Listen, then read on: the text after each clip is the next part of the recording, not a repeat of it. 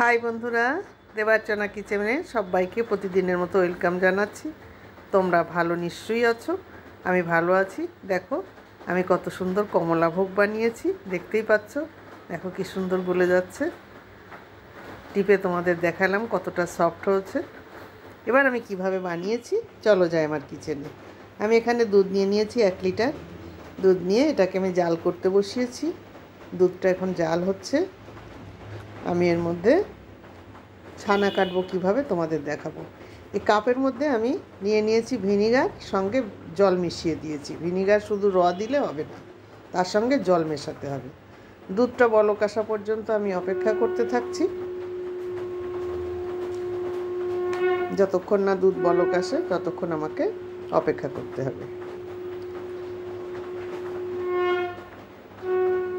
দেখো দুধ আমার বলক এসে গেছে, দেখতেই পাচ্ছ। এবার আমি ওই ভিনিগার আর জল মেশানো যেটা ছিল কাপের মধ্যে, ওটাকে আস্তে আস্তে করে আমি ঢেলে দিয়েছি।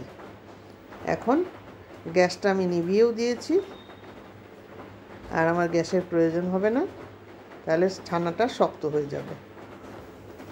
দেখো সুন্দর করে ছানা কাটা হয়ে গেছে।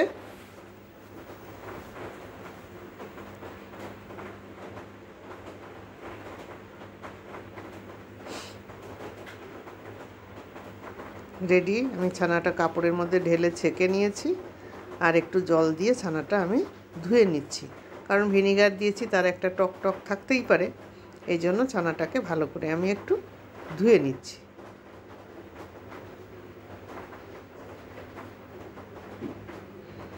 ধুয়ে এখন এটাকে আমি চিপে নিয়েছি ভালো করে। চিপে নিয়ে আমি অনেকক্ষণ ঝুলিয়ে রাখিনি, ভালো করে চিপে নিয়েই আমি এটাকে ম্যাশ করতে শুরু করেছি। হাতের তালু দিয়ে ভালো করে ম্যাশ করতে হবে। আগে ছানাটাকে ম্যাশ করে নিই, তারপরে তোমরা দেখতে থাকো আমি এখন এর মধ্যে আর কি মেশাবো। ছানাটার মধ্যে যাতে দানা দানা না থাকে ততক্ষণ পর্যন্ত আমাকে ম্যাশ করতে হবে, তবে বেশি সময় না। এইবার আমি এর মধ্যে দেব একটু চিনি। চিনিটা গুঁড়ো করে দিলেও ভালো হতো, দরকার নেই, আমি গোটাই দিয়েছি। আর দিয়ে দিলাম একটু খাবার সোডা, একটু ময়দা দিয়ে দিলাম, আর এর মধ্যে দিলাম একটু গুঁড়ো দুধ। বেকিং পাউডার দিয়ে দেবো, ওই যেটা বেকিং পাউডার দিলাম ওটাই খাবার সোডা।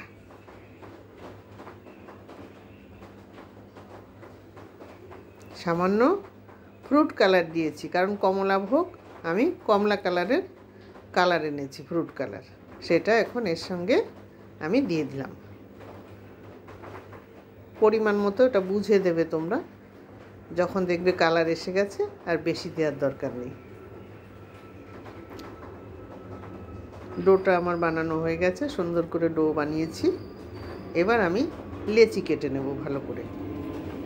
এখন আমার লেচি কাটার পালা। দেখো আমার লেচি করে নিচ্ছি। এগুলো আমি এখন রসগোল্লার মতো শেপ দিয়ে নেব।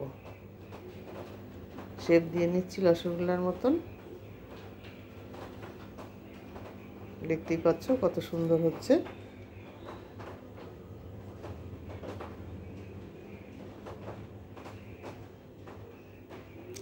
আমি বেশি দুধ নেইনি, বেশি রসগোল্লাও বানাইনি, কারণ ঘরে রসগোল্লা মিষ্টি টিষ্টি আমার বেশি প্রয়োজন হয় না। জল বসিয়ে দিয়েছি, দিয়ে দিলাম চিনি। যা জল দিয়েছি তার ডবল আন্দাজ করে। আমার এখন এমন একটা আইডিয়া হয়ে গেছে, আমি নিজের আইডিয়াতেই বুঝতে পারি। তোমরা যা চিনি দেবে তার 3 ডবল জল দেবে। এর মধ্যে দিয়ে দিয়েছিলাম একটু ফ্রুট কালার, আর দিয়ে দিয়েছিলাম একটু এলাচ থেতো করে। জলটা আমার ফুটে উঠেছে ভালো করে। এখন এর মধ্যে আমি একে একে মিষ্টিগুলো ছেড়ে দিচ্ছি।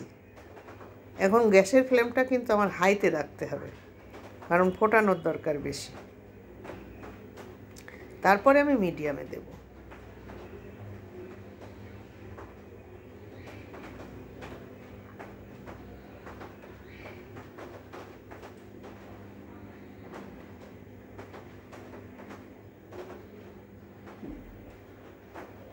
দেখো রসগোল্লা রসে কেমন গড়াগড়ি খাচ্ছে। বন্ধুরা আমার মতো করে তোমরা কমলাভোগ এইভাবে বানিয়ে খেও, দেখো খুব সুন্দর লাগবে খেতে। আর দোকানের কিনে খাওয়ার থেকে ঘরে নিজের মতো করে বানিয়ে টাটকাটা খাওয়াই বেশি ভালো না? দোকানে কত দিনের রসগোল্লার মিষ্টির রসের মধ্যে দেয় তার ঠিক নেই। হ্যাঁ, কিন্তু ঘরে যখন আমরা বানিয়ে খাবো তখন একদম 1 নম্বর হয়ে যাবে। এটা আমার মনে হয় ঘরের জিনিসটাই বেশি বেটার। এই জন্য আমি তোমাদেরকে আজকে ঘরে বানিয়েই দেখাচ্ছি।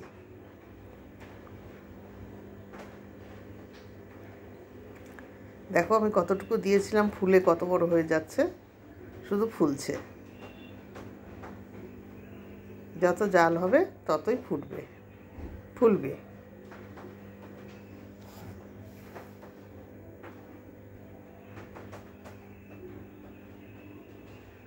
এবারে আমি একটু ঢাকা দিয়ে দিলাম, ফুটিয়ে নিয়েছি ভালো করে।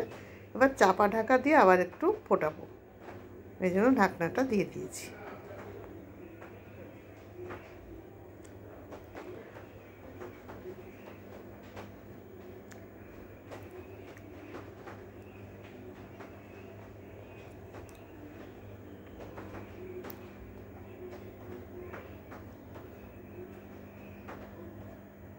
অন্তত মিনিট 15 আমি এভাবে জাল দিয়ে ঢাকনাটা, এখন দেখো আরও ফুলে গেছে।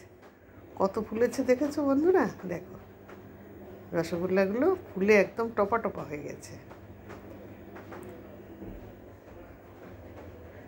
দেখতেও কিন্তু বেশ লাগছে। আমি আবার একটু ঢাকাটা দিয়ে দিলাম, কারণ আর একটু ফুলুক, আর একটু জাল হোক। দেখি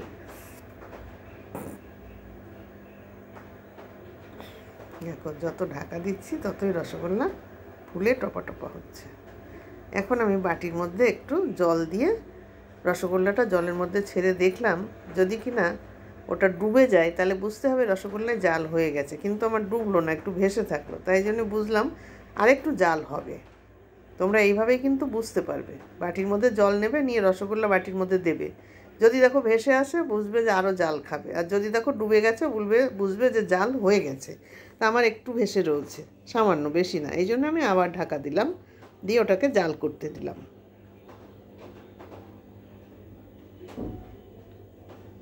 মিষ্টি বানানোর টেকনিকটা ঠিক না থাকলে না মিষ্টি ঠিকঠাক হবে না। কায়দাটা জানতে হবে, যে কোনো রান্নাই সিস্টেম যদি ঠিক না থাকে তাহলে সে রান্না ভালো হবে না। তেল মশলা এক গাদা দিলাম, বা চিনি দিলাম, দুধ দিলাম, ছানা বানালাম, মিষ্টি ভালো হলো না। বন্ধুরা, প্রথম দিন কারোরই ভালো হবে না, করতে করতে তখন সব ভালো হবে। বলে না, ঘষতে মাজতে পাথরও ক্ষয় হয়। কাজেই একদিনে কেউ পারে না কিছু। আমারও কত নষ্ট হয়েছে। হ্যাঁ, একটু একটু করে সবাই শিখে যাবে। আমি যেভাবে করেছি তোমরা সেইভাবে করো। এখন আমি এবার ঢাকনাটাকে আলগা করে দেব। দেখো আরও কত ফুলেছে, দেখতেই পাচ্ছ।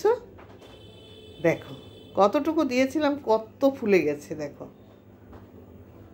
ঢাকা দেওয়াতে বেশি ফুলে গেছে। আরেকটু ঢাকা দিয়ে দিই, আরেকটু ফোটাতে আমার হয়ে গেছে। এবার আমি প্লেটে ঢেলে দেবো আমার রসগোল্লা। দেখো কত সুন্দর লাগছে। বন্ধুরা, আমার কমলাভোগ রেডি। তোমাদের যদি ভালো লাগে তোমরা লাইক, শেয়ার, কমেন্টস করবে, সাবস্ক্রাইব করতে একদম ভুলবে না। তাহলে প্রতিদিনের মতো টাটা।